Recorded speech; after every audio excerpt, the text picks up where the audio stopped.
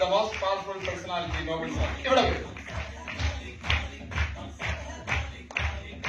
ഇത് എന്റെ രണ്ട് ചിറകുകളാണ്. Very powerful wing, very powerful wing. എനിക്കൊരു മകനുണ്ട്. ഇവിടെ പുതിയ വന്ന ആളുകൾക്ക് അറിയില്ല, നേരത്തെ ഗുഡ്ഡോട്ടിനെ കുറിച്ച് പറഞ്ഞത് എന്റെ മകനാണ്, സ്വന്തം മകൻ. സ്വന്തം മകൻ ഇങ്ങോട്ട് വരും.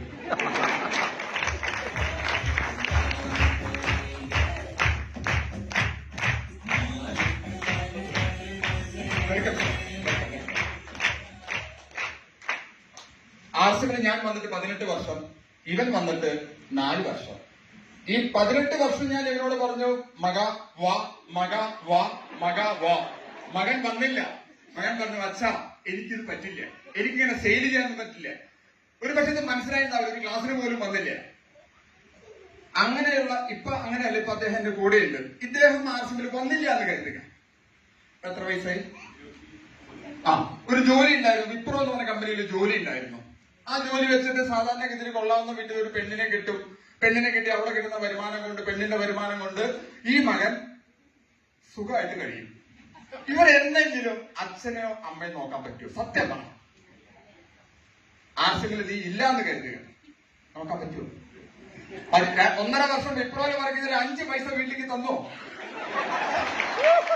Yes.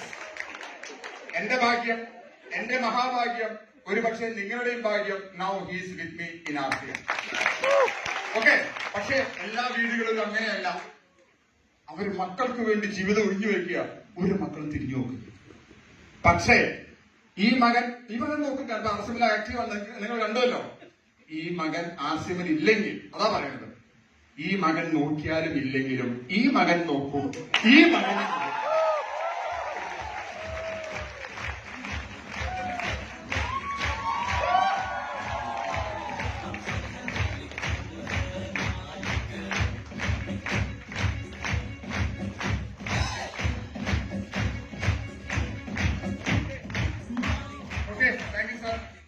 Thank you Arjun sir. Thank you sir. എനിക്ക് ഒറ്റ കാര്യം പറയാനുണ്ട്.